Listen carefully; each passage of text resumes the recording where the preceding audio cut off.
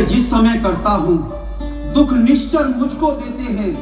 पूजा सामग्री हवन कुंड सब नष्ट भ्रष्ट कर देते हैं। असुरों के अत्याचारों से अकुलाया घबराया हूँ मैं। रक्षा सहायता दो चीजें तुझसे लेने आया हूँ मैं। तुम अपने राम लखन दोनों दो सौंप मुझे थोड़े दिन को। इसमें है उनको पुण्य सुयश कल्याण और मंगल उनको। ऋषिराज ये क्या कहने लगे? हे मुनिवर, दोनों बालक हैं, भोले भाले नादान निरे, रण विद्या नहीं जानते हैं, लड़ने में भी अनजान निरे। लो राज ताज संपत्ति सेना ये सब देना दुश्वार नहीं।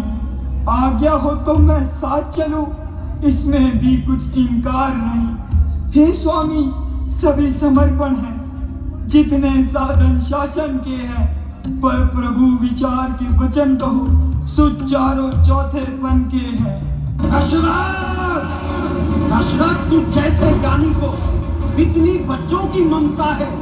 आ गया बुढ़ापा जीवन में फिर भी माया में भ्रमता है।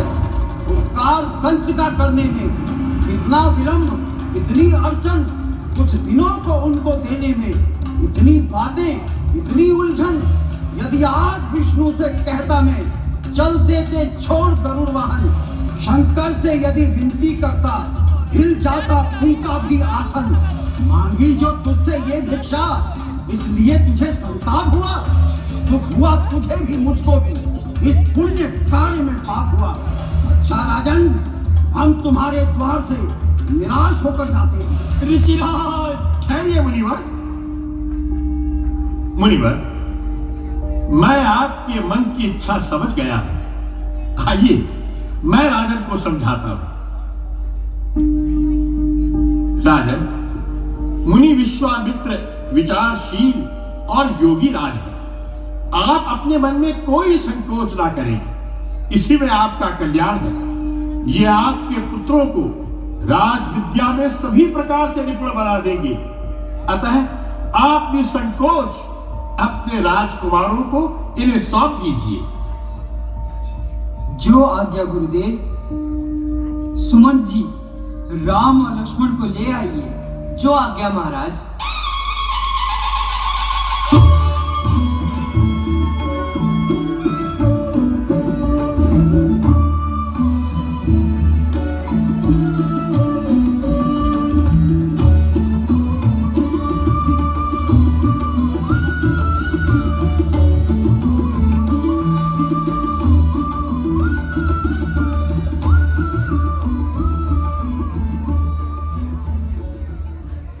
हे मुनिवर, अब आप ही इनके पिता हैं।